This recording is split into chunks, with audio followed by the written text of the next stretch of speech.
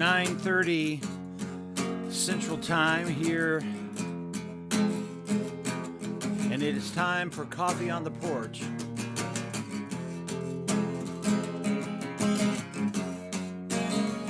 This is a weekly live stream that I do. My name is Eric Folkerth. I'm a pastor, musician, writer, blogger. I don't know, that's not a thing anymore.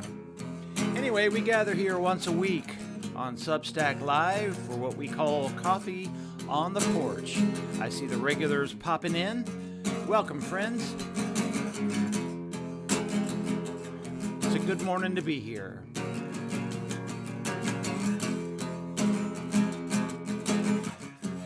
Play some music, usually. This is a Bruce Springsteen song that I'll do a bit later. We talk about whatever's going on in the world, whatever's on your mind. I got some things to say. This is a Bruce Springsteen song, like I said. Very simple chorus. We've been traveling over rocky ground, rocky ground. We've been traveling over rocky ground, rocky ground. We've been traveling over rocky ground, rocky ground. We've been traveling over rocky ground, rocky ground. Ain't that the truth? Welcome, friends. Welcome. You have found Coffee on the Porch, whether you meant to or not. Hopefully you meant to. Hopefully you mean to be here with us for this next hour of conversation and connection here live on Substack. We moved over here to Substack 3 months ago, 3 months ago. I don't know, longer than that. I lose track of time. Doesn't matter. A while back. And we gather folks from all over the country now. And we started out on my porch. This is a picture of my porch and my e-cup, which was the OG Coffee on the Porch cup. And we just gather and we check in with each other. We talk about spirituality. We talk about politics. We talk about music and life. It tends to be from the progressive side of things. So if that's your bag, then welcome. Come on in. Let me say hello to our faithful folks. And I'm going to scoot that up so I can see it better. So I can run back and say hi to you all. Good morning, Cat Bird. Good morning, Linda Waring, who joins us from Ohio. Tara Lang, welcome. Down in Brownwood is Tara Lang. Liz Moen. I always forget where you are now, Liz. Sorry about that. Bobby and Debbie Berger are on their porch in Plano, Texas, where it is 78 degrees. Wow, it says 82 here, y'all. I'm glad you have 78, though. Dan Gilliam is joining us, Methodist colleague. Cat Bird says, good morning. Glad to be back after missing a week. Good morning, Alan. Glad that you are here. Good morning, Leona Vandermeer. Welcome. And Bobby says they are on the porch with their Coffee on the Porch mugs, which is a thing. We have Coffee on the Porch mugs. Pretty fun. Michael Wesley says, greetings. Where are you today? Are you home? You traveling? What's going on with you? Lake Livingston. That's right, Liz. Who was it else that wasn't there somebody else from Lake Livingston that was joining us here sometimes? Good morning, Terrell. We have a town named Terrell near us, different spelling, but good morning. Welcome, you guys. Welcome. Come on in. I got a lot to say today. I have slides. I have planned ahead today as I kind of used to do in the old days. In fact, it's kind of an old presentation because everything that is old is new again. In Trump 2.0 America. So glad that you are here because there's a lot to say. We have Yoda over here. I just saw.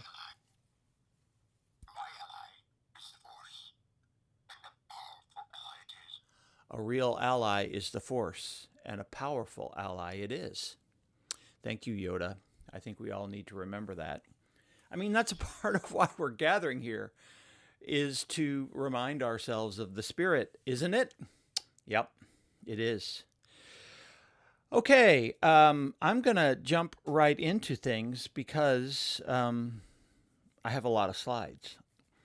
This is a gentle reminder to you of the fact that you can get reminded ahead of time. I know if you subscribe here on Substack, you will get a reminder.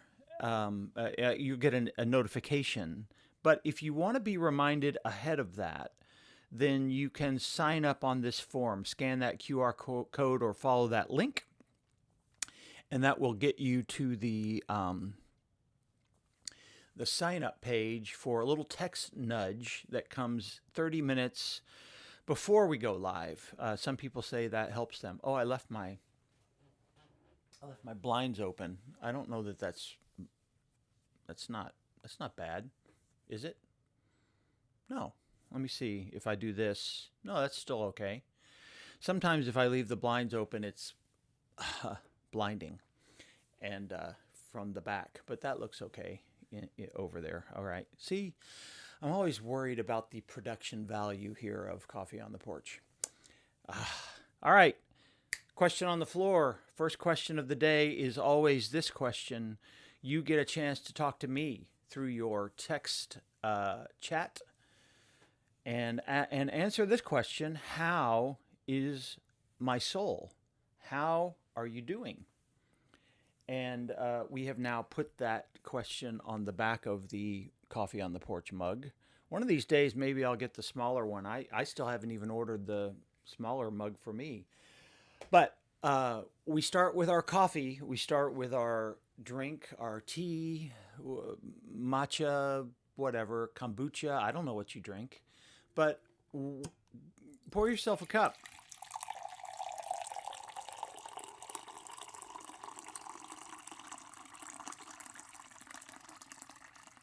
Oh, man. That's a big-ass cup today. It's a big-ass cup of coffee and a big-ass cup. Cheers, friends. Take a big sip. Good morning, Nancy Kelly. Welcome.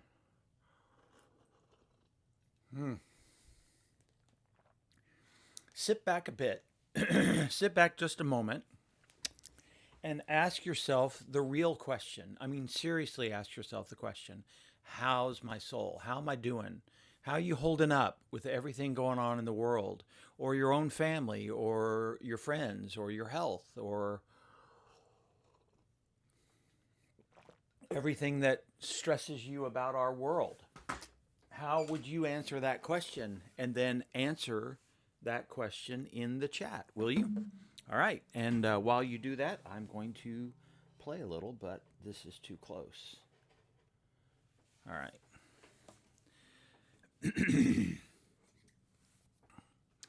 I'm just going to noodle around on the guitar while you guys leave some comments. This is mainly just a break, so you can leave some comments.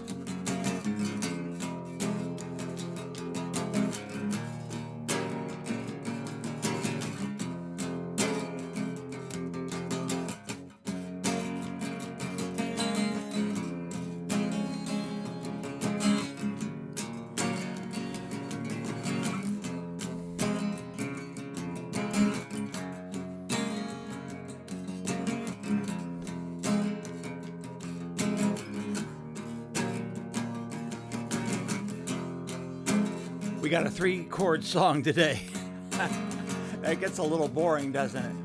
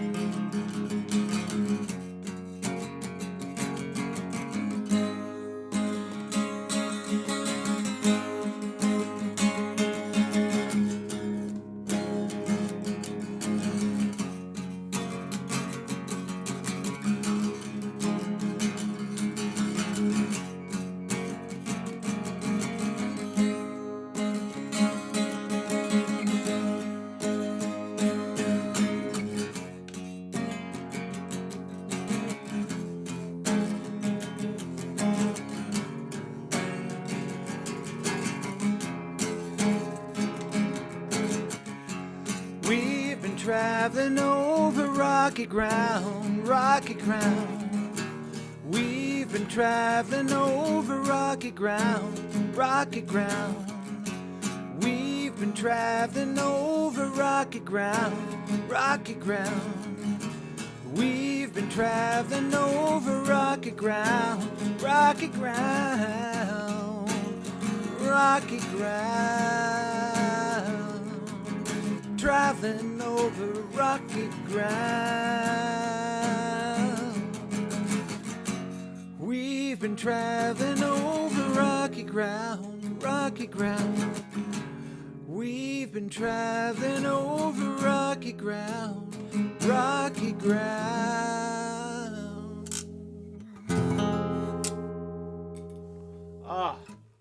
We're going to get to that whole song in a bit. From the great Bruce Springsteen, Rocky Ground. Yeah, I've done that one before. I do find, I'll probably say this again in a minute, I do find that I'm going back to many of the songs that were important during the Trump 1.0 administration. They feel new again. They feel new again. And so, all right, with that, friends, let me see how you're doing. Let me get my cup of coffee so I can chat with you a bit. Linda Waring says this: my soul recharges every night and I'm able to start every day anew. Glad to have this weekly event which helps ground me. You know, that's such an important thing. Honestly, it really is. Being able to wind down and rest each night is really important. Denise and I have been talking about this a lot. I was very tired yesterday. I'll talk about this a bit in a minute. My Mondays have gotten super busy. I just realized I meant to get a book off my shelf and I didn't. Oh, there it is. Good. It's very easy to get. I'll get it in a minute. Mondays have gotten very busy, and so last night I did my wind down more of the stretching that I used to do, and just kind of sitting. What I do is I start to turn off the lights in the house, like dim everything, get rid of the screens, kind of wind down a bit. Y'all hear Holmes? That's Holmes barking outside. I don't know if you can hear him. Anyway, I'm glad you're able to recharge. That's super important. Just that basic thing of being able to, if you're exhausted, get renewed. So I'm glad for that. Good morning, Nancy Kelly. Welcome. Bobby Berger says this: proud of our Texas Democrats. Cheers to them.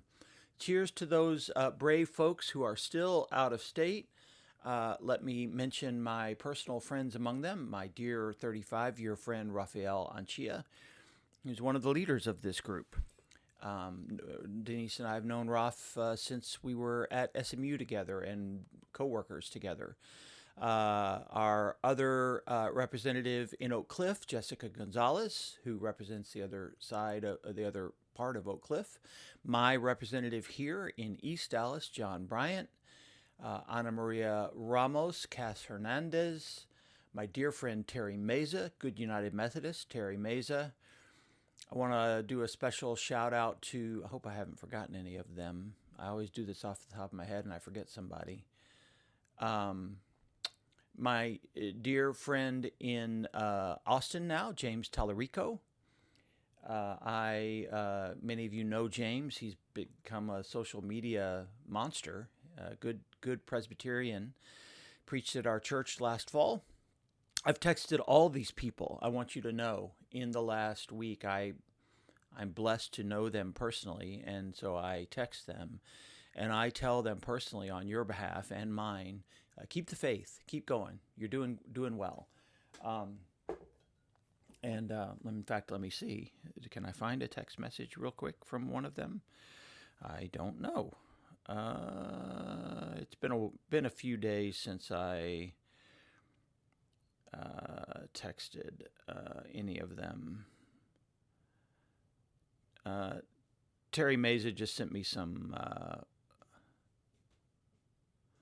some love.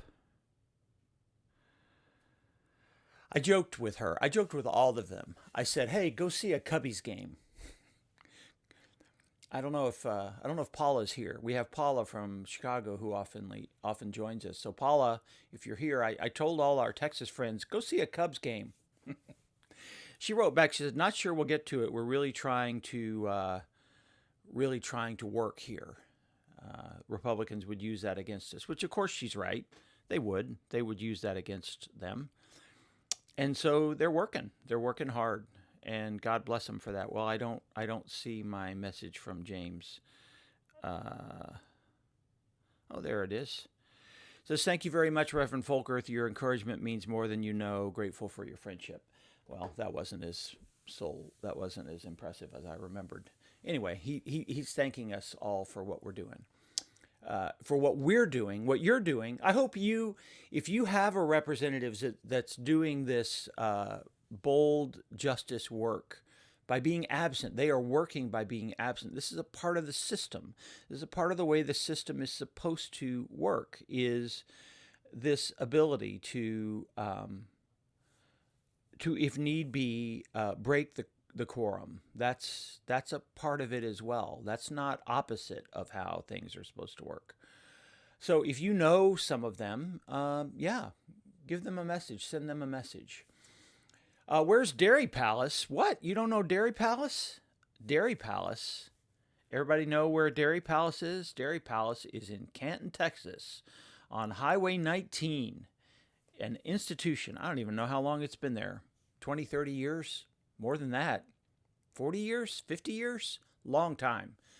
Amazing burger place. You need to, if you're going west towards Shreveport, you have any reason to stop in Canton, stop at Dairy Palace. It's on the way to the lake house. So we stopped there probably more than we should. But it's yummy. Tara says this, "My soul is sad about what our government is doing. And it's not right." Bobby Berger says this, "I have an issue with some Republicans such as Keith Self, who quoted Goebbels and says that he's fighting anti-Semitism." I know, I know. It's mind-blowing. Well, this gets us back, Bobby. I've talked to all of you about this before. One of the paradoxes of our modern world are evangelical Republicans who claim to be supporters of Israel, but their support of Israel comes almost exclusively from a literal reading of Revelation, where they believe there has to be an Israel so that Jesus can come back. This is a misreading of Revelation, by the way. It is. It's a literalist reading that is not supported by the Bible itself, by the text itself. Nevertheless, as you, I'm sure, all must know, this is a very popular view right now among these people. I'm going to move this up a little. I don't know why.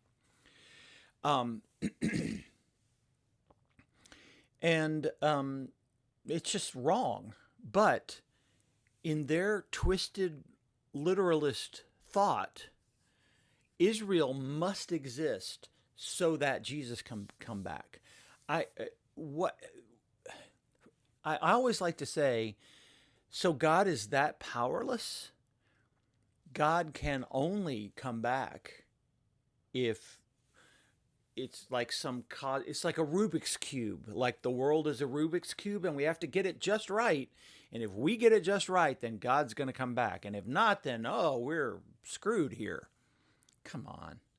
God can do what God will do. And God doesn't need our... I'm not trying to say there shouldn't be an Israel either, by the way. Please understand this. I'm saying that the obsessive defense of Israel, while also quoting clearly Nazi anti-Semitic propaganda, that's a little messed up.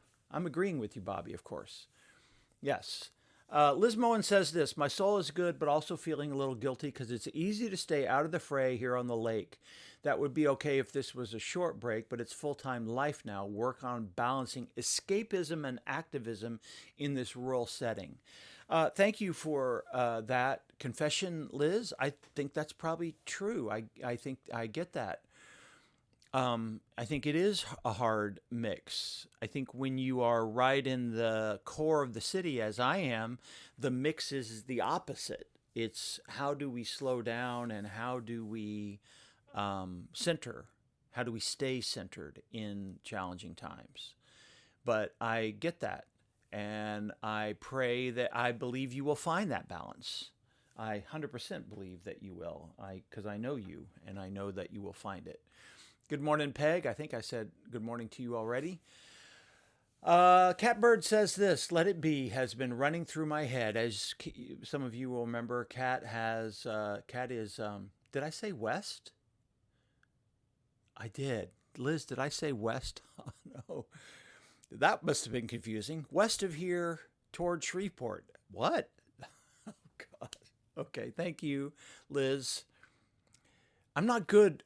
I know how to get places. I just can't tell you how to get places. This is how my brain works. Catbird, as you know, is going through some of her own grief and says, I played Let It Be, McCartney Let It Be last week. Says, Let It Be has been running through my head all week as I've contemplated how my worry and my anxiety do not need to sit at the same table with my grief. Wow, that's a brilliant insight, Cat. Let me read this again for all of us. My worry and my anxiety do not need to sit at the same table with my grief. Grief is one thing. Yes. It's its own thing. It's enough. It's a big table that we have to deal with. We all have to deal with at some point. Worry and anxiety are different things. Yes? So thank you for that wisdom this morning, Kat. That's very wise.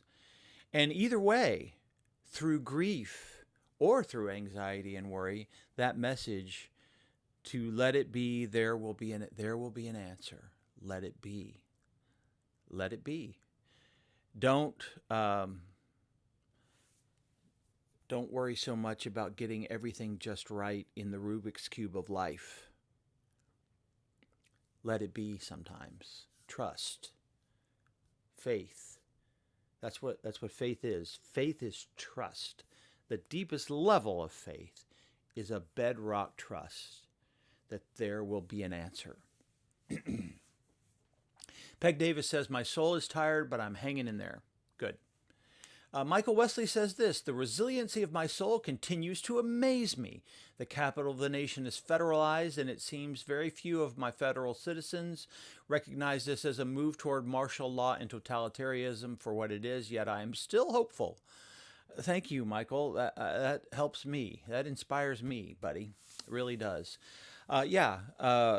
Trump has federalized Washington, D.C. as similar to what he tried to do in L.A. These are these little creeps, these little pushes in toward fascism. We're going to be talking about fascism a lot this morning in just a moment.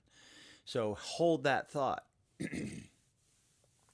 Bobby Berger says this: I've been saying and know the statement about evangelist perception about Israel for 50 years. And when I lived there in the 1978, Israelis did not see this as a threat, and some embraced that support. Yes, good morning. Welcome, James. And good morning, Carolyn Tucker. I think Bobby's right about that. And to this day, I think the government of Israel absolutely uses that support. It does.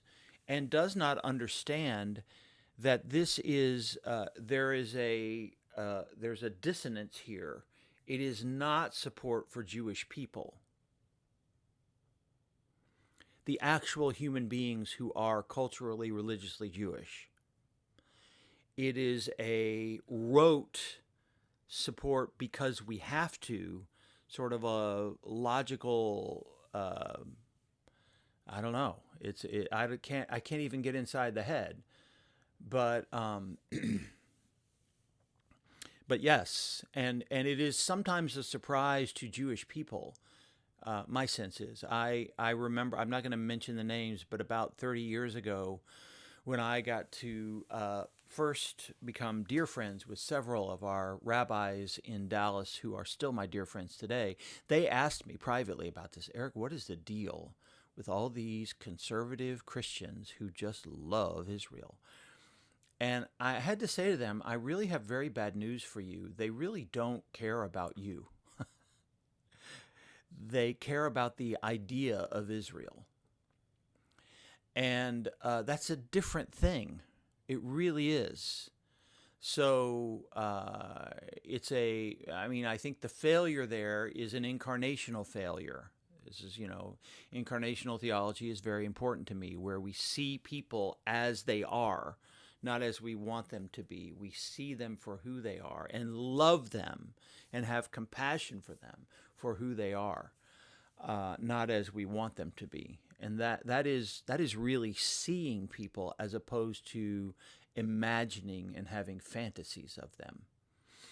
So yeah, Bobby, it's big stuff. That we're going to get into all this in a minute because I think it is directly related to what I'm going to talk about today.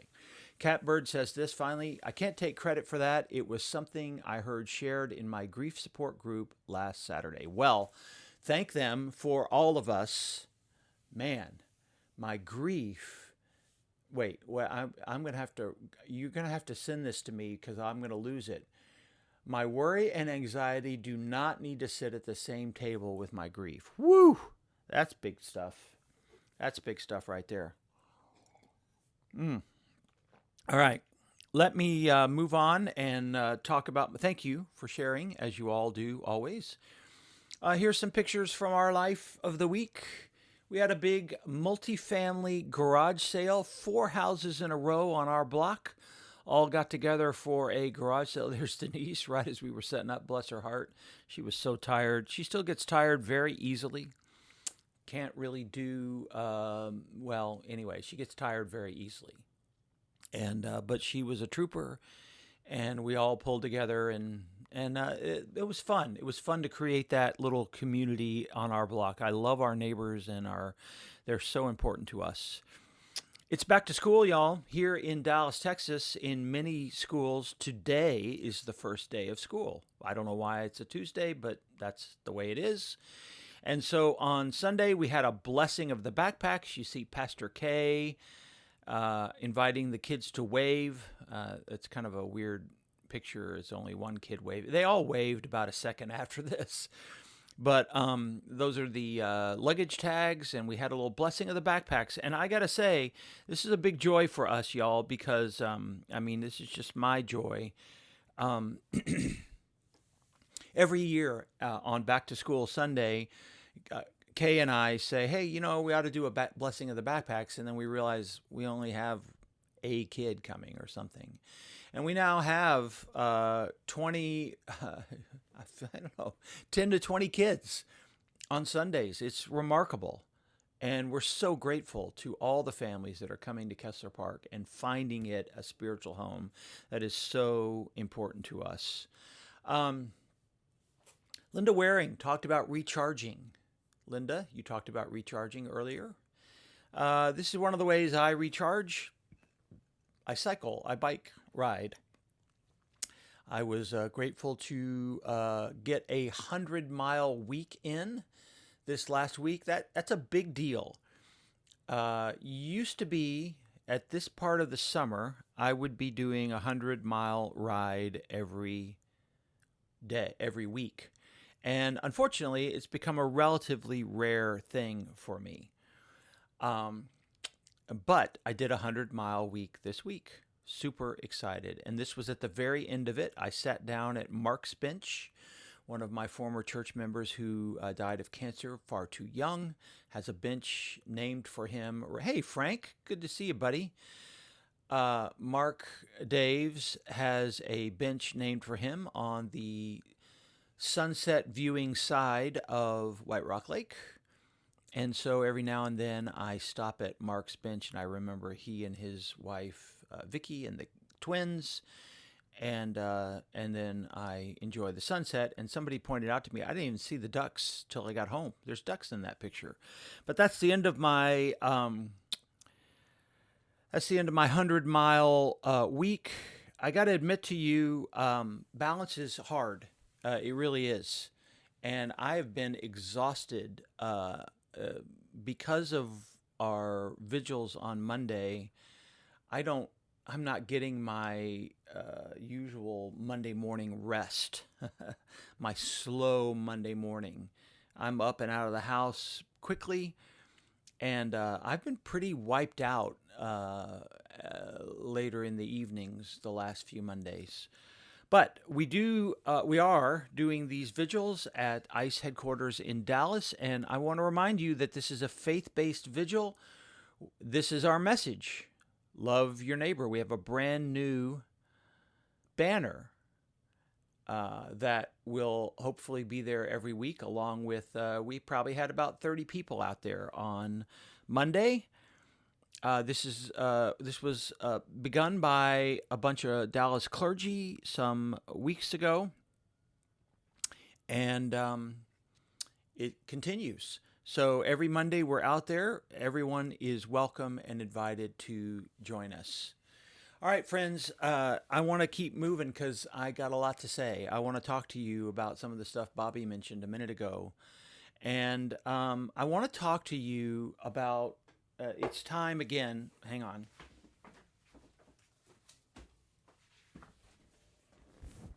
It's time again to talk about my favorite book in the whole world, really besides the Bible. Oh, no, that's The Artist's Way. That's the wrong book.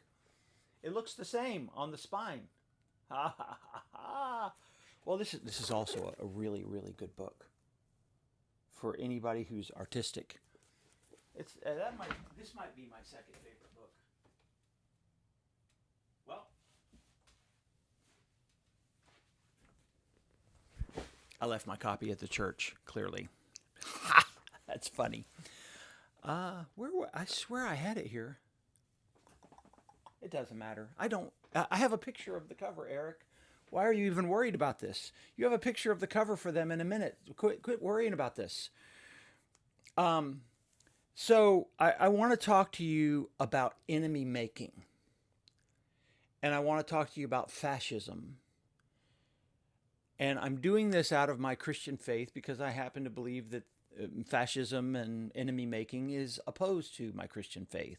I happen to believe that what we are called to do is overcome our enemy making core that is a part of what it means to be human. That is what our faith calls us to do. That is what Jesus calls us to do. And I want you to take a look at this picture.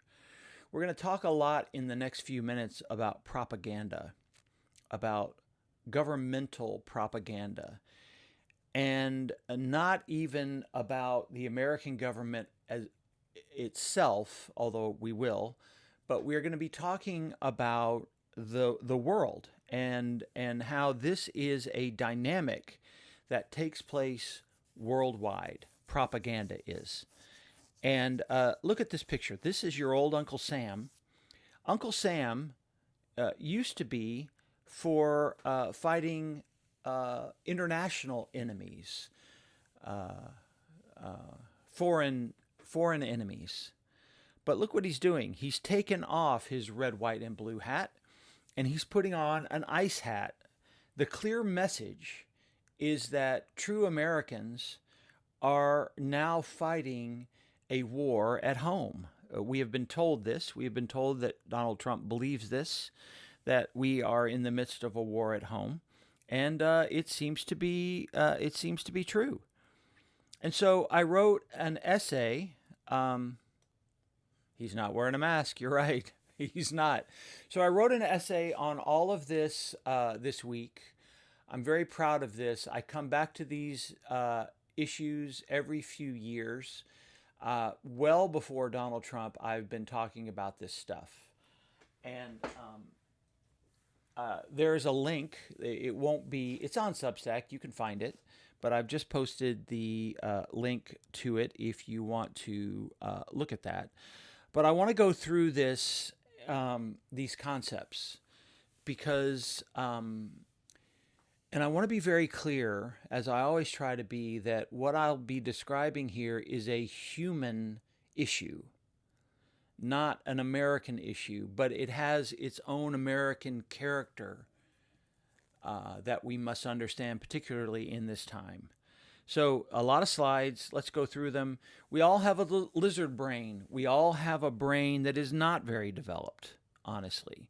We have a brain that is very tribal. All of us do. We come from tribal cultures. All of us do. All of our DNA, whoever we were, whatever part of the world we started out in little small bands, and we protected ourselves from the enemy, from the other. And it was an us and them world. It was an us and them world. We were good, and they were evil. Many of the world's great religions have this as a part of their theology.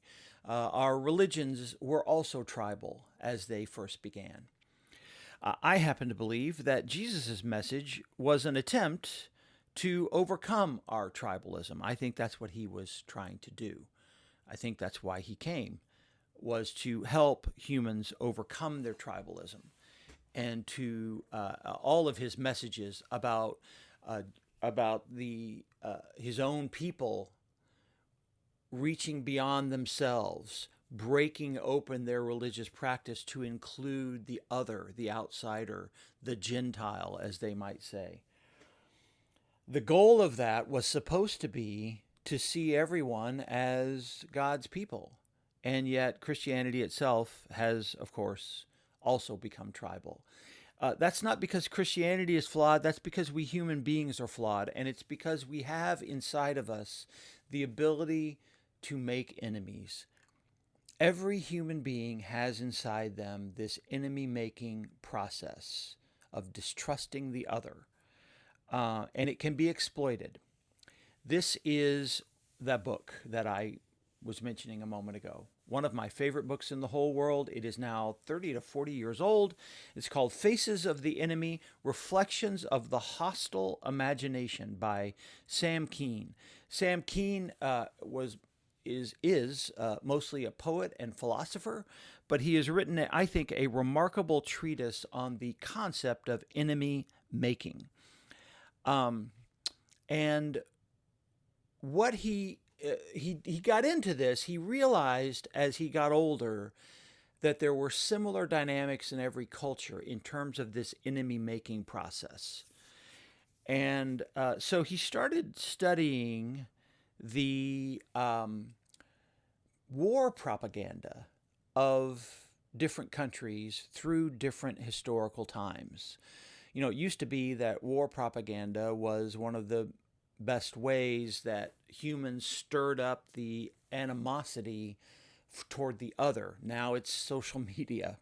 Same dynamic, by the way. Absolutely same dynamic. But he started looking at the war propaganda, and Sam Keen realized that every country, every nation seemed to use the same images. He said it's as if all the propagandists went to the same art school together. Here's what he says. Let me just run through some quotes from Sam Keen. Generation after generation, we find excuse to hate and dehumanize each other, and we've always justify ourselves with the most mature-sounding political rhetoric. The hostile imagination begins with a simple but crippling assumption. What is strange or unknown is dangerous and intends evil. As a rule, human beings do not kill other human beings. Before we enter into warfare or genocide, we first dehumanize those we mean to eliminate. The most terrible of moral paradoxes, the Gordian knot that must be unraveled if history is to continue, is that we create evil out of our highest ideals and most noble aspirations. One of the things, I want to pause about this for a minute. One of the things that Keen says is that we as human beings, the good news is it's actually hard for us to kill people in scale, at scale. Killing a person that you're just mad at in a moment, that's easy. Accidentally killing people, that's easy. But killing at scale, Keen posits, is actually hard. And that is why human beings use this dehumanization process. That is why we use it time and again in culture after culture. So we so need to be heroic and on the side of God to eliminate evil, to clean up the world, to be victorious over death, that we visit destruction and death on all who stand in the way of our heroic destiny. Sound familiar? We scapegoat and create absolute enemies, not because we are intrinsically cruel, but because focusing our anger on an outside target, striking at strangers, brings our tribe and nation closer together and allows us to be part of a close and loving in-group. I'm going to skip ahead. I have too many slides. I'm going to read what Michael says. Could a nation state exist without another? I think this is what Sam Keen pretty much just said is probably not. Probably not. I can't. And I think it's important for us to understand that. I do think that let me argue this point. I do think in a functioning democracy with checks and balances, with a healthy religious life, it is possible to tamp down on the hostile imagination that we humans all have. Yes, it is possible to do that. But that's not what's happening now. We're going in the opposite direction completely. We create surplus evil because we need to belong. I'm going to run through these. I can't even really see what they say. If we must be dead right and the enemy dead wrong, we will both be dead right or dead wrong. When we feel we don't count and aren't important, don't matter, violence becomes our last resort for crying, I exist, I can make a difference, I am powerful. By the way, this is a point that Karen Armstrong made in her book, Fields of Blood. She argued that this was a part of all the great first empires and religions, unfortunately, that war was a meaning-making concept. Okay, to create an enemy. So let me run through this real quick. I'm going to try to zip ahead because I do want to get to the images that show you this firsthand. Sam Keen wrote a poem as a part of this book. We start with an empty canvas when we start to otherize an enemy. We start with an empty canvas and we sketch the broad outline forms of men, women, and children. We all do this. We dip into the well of our own disowned darkness with a wide brush and stain the stranger with sinister hues and shadows. We trace onto the face of the enemy greed, hatred, carelessness we dare not claim as our own. Obscure the sweet individuality of each face. Erase all hints of the myriad loves, hopes, fears that play through the kaleidoscope of every finite heart. Twist the smile until it forms the downward arc of cruelty. Strip the flesh from the bones till only an abstract skeleton of death remains. Exaggerate each feature until the man is metamorphosized into beast, vermin, and insect. This is the first stage. Keen suggests this is the first stage of dehumanization. We turn the human being into an animal. That's stage one. Stage one is turning the human into the animal. Well, stage one is actually a step before that. It's failing to understand our own inner struggles and projecting, scapegoating onto the other. That's actually step one. But step two is seeing the other as a vermin. as a rat, as a beast. Then we fill in the background with malignant features from ancient nightmares, devils, demons, myrmidons of evil. When the icon of your enemy is complete, you will be able to kill without guilt and slaughter without shame. The thing you destroy will have become merely an enemy of God, an impediment to the sacred dialectic of history. That is the final point of the enemy making, that in the end, the enemy who starts out as a demon or a monster becomes the enemy of God. It always has to end up as the enemy of God. And so I want to run through some of these images will be from King's book, and some of these images will be those that I have recently gathered. But I want to talk about this because you can see in side-by-side comparisons how all the nations do this. These are two side-by-side images from World War II. I know this may be a little small if you're on a phone, but on the left here is an American image of American propaganda image designed to American warriors to help them stay productive and hopeful during war.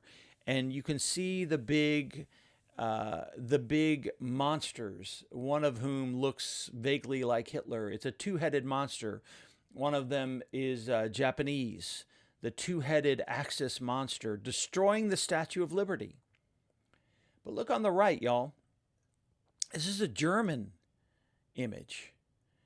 A German image. Again, a two-headed monster, Churchill and FDR, with a pirate flag behind them and guns. They're coming to rob and steal. Those monsters are coming to rob and steal Germany. This is how the Germans stirred up their people. Now, I'm not suggesting a moral equivalence between the sides. Please understand this. This is not what I'm doing. I'm here to suggest that the enemy-making process is the same. In order to go to war, to kill somebody at scale, you have to make them into a monster. And everybody does that. Every nation does that because it's a human trick from our tribal nature. Octopi is a very good image that is often used by foreign governments. This is a Soviet octopi taking over the world. It's scary because, look, the tentacles go everywhere. And those of you from America know that, we use this. But y'all, look at the date here, 1938. This is not an American image from the 1950s. This is a German-ish image from World War II. Germany used the same image that Americans would later use for the Soviet Union, that Russia is a dangerous, evil octopi that's going to take over the world. That one image was a 2-for-1. Two cultures using that same image just 15 years apart. Many of them take very racist-looking forms. These are two Japanese dangerous enemies. It's the Japanese taking American women. This is the enemy. These are World War II images of American women being harassed by the Japanese. We would later come back and make the same point about Russia. There's an American woman being stomped by a huge Russian boot. It says, if Russia should win, by the way, I don't know if you can see the fine print here, but it says, if Russia should win and if Russia and the communists should win the next world war, many American men would be sterilized. Sterilized. They would come in and sterilize us. Y'all, this very same argument, of course, is being made by the people who run American health policy right now, saying that we are being sterilized by following science. It's a mess. Now, here's my favorite either or because it's non-American and you can see the process. These are two propaganda images from the Iran-Iraq war. So two Muslim countries fighting with each other. Yes. There on the left is an image from Iraq. This image is, in fact, on the front of the Sam Keen book. There on the right is an Iran image toward Iraq. Okay, so on the left, the evil figure is the Shah, not the Shah, the Mullah, the Ayatollah, rising out of the sand, killing the Iraqis.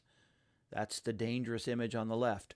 The dangerous image on the right is the dog Saddam Hussein. See, two different countries, both dehumanizing the leaders of those countries. But y'all, the Ayatollah, you probably can't see this, his eye has a Jewish Star of David in it. And y'all, the dog Saddam Hussein also has a Jewish Star of David around his neck. That's his dog tag. And the leash he's on is American. They are using the same images against each other in the same war. Guess what, friends? We did that too. We did that too, because the final message is that to oppose our side is to oppose God. And so here you see, again, two images from World War II. World War II gave us a unique situation to see war propaganda from both sides that made the same point. Here you see on the left an American, or it's either American or British, likely, image of the Axis powers. You see the Nazi flag killing, and the Nazi plane killing Jesus on the left. But then on the right, this is an Italian image with an American monster who looks barely human. It's probably meant to look like an African-American ape. It says USA on his helmet. And he is also killing Jesus. The American is. See, this is what we do. The final way that human beings kill at scale is to turn their enemy into an enemy of God. And so in World War II, both sides did this. The Americans said that the Germans were killing Jesus. The Italians said that the Americans were killing Jesus. That's because that is the final move. We did this a lot in World War II. We did some very blunt propaganda in World War II. This is the enemy. Look, the Nazis stabbing the Bible. We're here to prevent this. The Nazis killing the church. And again, I'm not defending Nazis here. I'm not. I'm showing you the process, though, through which we create the enemy. And now we come to the present day. And we see how our own government right now and those who support our government as Christian nationalists are doing the same thing. Quoting scriptures, misquoting scriptures. Unto us a son is given. That's a scripture about the Messiah, not about an American president. That is not meant to be a scripture that describes Donald Trump or any other American president, frankly. But that is what is happening, is we are good, we are holy, our president is good and holy, and our enemies are evil. So now we get to the official page of ICE. This is ICE's X account. To every criminal, illegal alien in America, darkness is no longer your ally. You represent an existential threat. But look at what they're quoting here. They're quoting scripture. The wicked flee.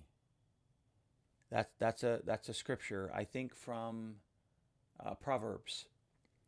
And you see the ICE agents. So they are directly appealing to, I'm not talking about, I am not defending illegal immigrants here. who are criminals. I'm not doing that. I am saying that our government is otherizing them and using religious imagery to do so. That is happening in America. And that, in the American context, is what we call Christian nationalism. That is what Christian nationalism is.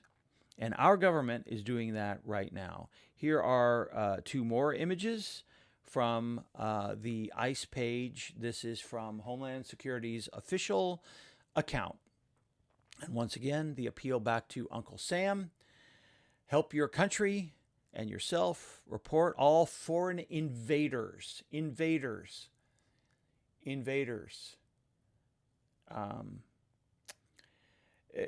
Mathematically, you got to tell you, y'all, there's no credible way that every illegal immigrant that is being rounded up has committed crimes. It's very clear that many of them have not. So, but they are being glossed with that ideal, and this is happening too. This appeal to whiteness. Here on the left, again, this is from the official Homeland Security website, X page. This is an image from, it's called Life in a New Land on the left, a very classic image from American Western expansion. And on the right, this is a German image from the Nazis in the 1930s. And you see in both cases these wonderful white families. That's the message. That's the dual message. On the one hand, the invaders are these guys.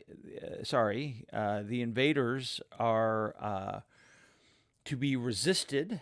And on the other hand, this is what we are defending. It's very clear. It's very clear. And again, it's your Uncle Sam doing it. Your Uncle Sam now takes off his hat and he puts on his ICE hat, because ICE is what is helping us fight our domestic enemy. This is what we are told.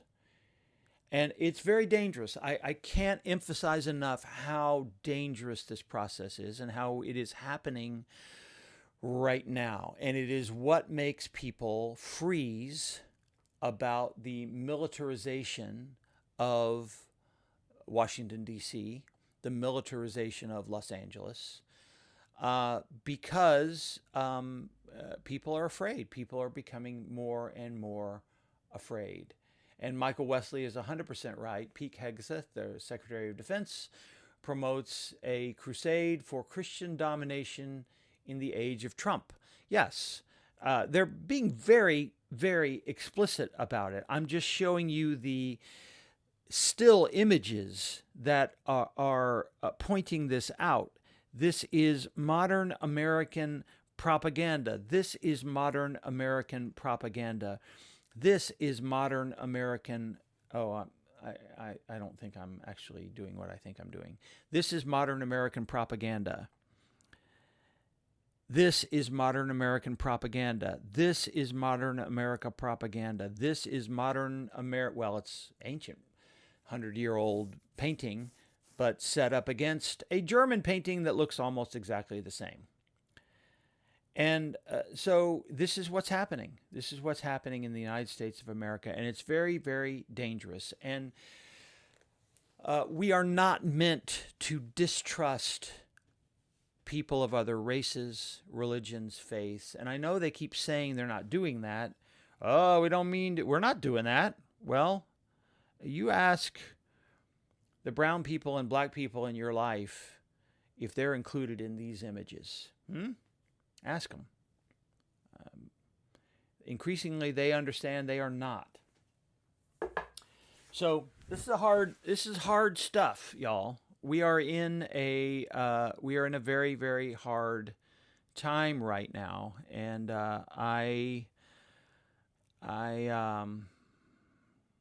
yeah. But I believe Jesus came to promote the exact opposite of this. I am very, very convinced of this, that Jesus' message was a message to overcome our enemy making, not reinforce it, not bless it. That was not what Jesus came for. Jesus came to push his own people to open up their religious practice to the outsider. Every image and metaphor, down to Peter, once Jesus is gone, having that dream of all the animals descend and say, there's nothing that you should see as unclean. Remember? Nothing. No animal is unclean to you anymore. The message there is the otherizing of your faith of your childhood will not serve you in your call to love everyone. So, but that's where we are. That's where we are, and it's happening in America. It's very dangerous. I wish I had better news. I wish I didn't have to talk about this stuff, and it's shocking to me.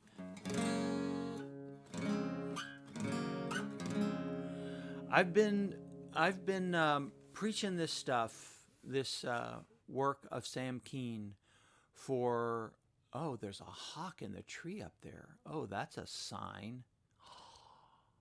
Oh my gosh, y'all, there's a hawk in the tree outside. Maybe that's a sign to all of us here today.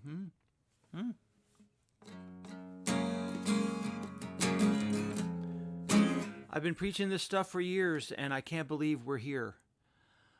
We've always had the enemy making the violent rhetoric that has infected our political lives, and everybody does it. Everybody does it. We all do it. I do it.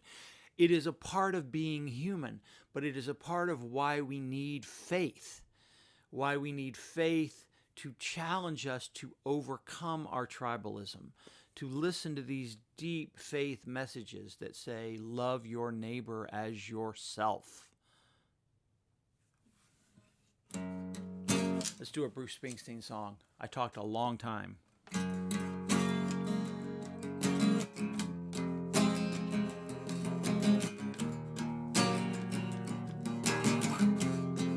This song, I think Bruce wrote for everybody who's trying to be a leader, everybody who's trying to do any good into the world. He uses the metaphor of shepherds leading the flock. It's a biblical metaphor. One that I think I need to hear, and maybe you do too.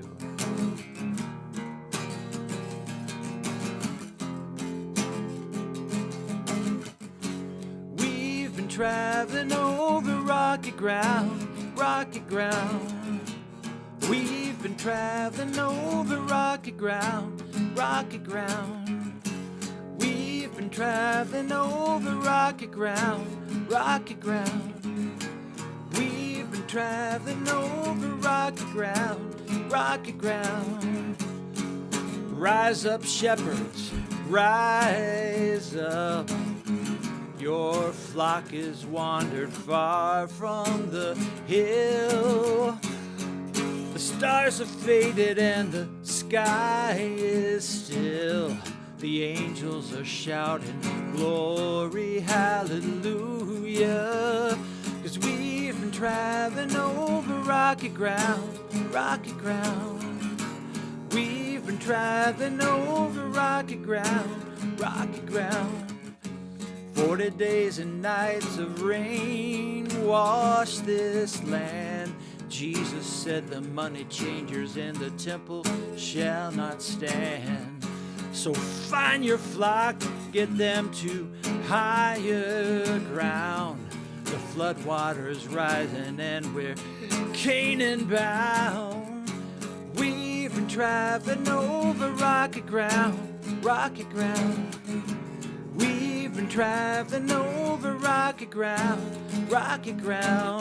so tend your flock or they will stray.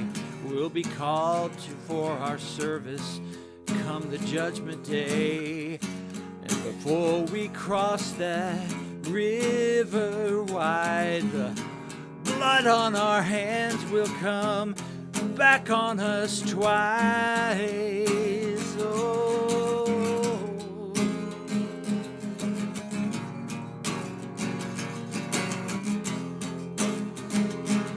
So rise up, shepherds, rise up. Your flock is roamed so far from the hill. The stars have faded and the sky is still. The sun is shining in the heavens. There's a new day rising.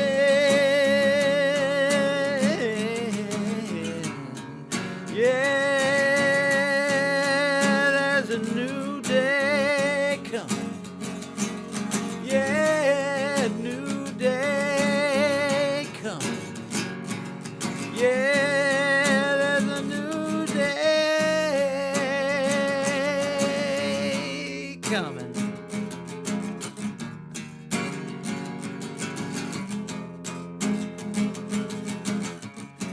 We've been traveling over rocky ground, rocky ground. We've been traveling over rocky ground, rocky ground.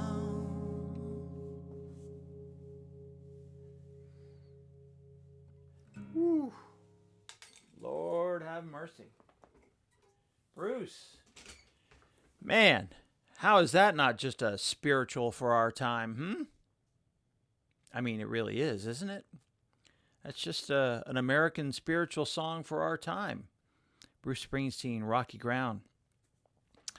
All right, friends, I've gone a little over today. I haven't even been paying attention to your comments. If you have been writing any, you may not have been writing any because this is heavy, heavy stuff. Great lecture, very informative, Bobby says. Thank you. This is important stuff to me. This is really at the core of, if I was to say what original sin is, this is the core of what original sin is, in my opinion. I'm not super comfortable with that concept, but I do think it is a credible argument to make that our tribalism is our original sin. Our ability, our willingness to otherize people outside our tribe, and that Jesus' message was intended to speak against this, to cut against this, and say, no, love your neighbor as yourself. And who is your neighbor? Your neighbor is the one you think is your enemy. That's what it says in the Great Commandment. Do unto others as you would do unto them. All the others, any other, not just selective others, all of them. That's why it's hard. This is hard stuff because living this out is hard stuff. It really is not easy. It's not an easy task to live this way. Michael Wesley says, thank you for being here. You're most welcome. We had just the one song today, Bruce Springsteen's great Rocky Ground. I can't even remember what album that's on, but it's a great one. It's a really great song. All right, let me wrap up quickly with a couple of the announcements here. My CD, my record, love for you to get it. If you haven't gotten it, please check it out. Rock Hammer to the Stone. I think it does have a lot of songs that could be helpful to you in this challenging moment in which we find ourselves. You can also get a Coffee on the Porch mug if you want. Join us. Many of the people who come here every week now have a Coffee on the Porch mug. It says Coffee on the Porch on the one side. It says How is your soul on the other. It's fun. All right. I hope you enjoyed that. It's deep stuff. It's hard stuff. It's life-changing. I think it can really kind of explode our minds a little when we realize these are human issues at their core. There are American pieces to them. There's American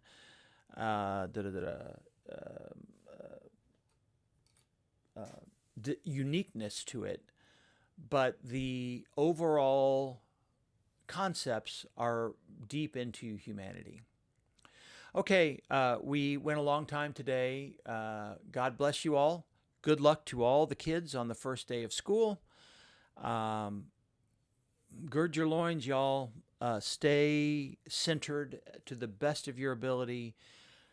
These are hard and challenging times, and I'm afraid they're going to get harder and more challenging. I will say this. We have a lot of people coming to church now.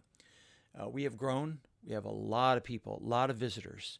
And I think it is because people are looking for communities where people are telling the truth and being honest about where we are. And that is a hard thing to do. It's a hard thing to say we're in the midst of fascism. It's a hard thing to say our government is using these otherizing tactics on us, on ourselves. These are hard, painful truths.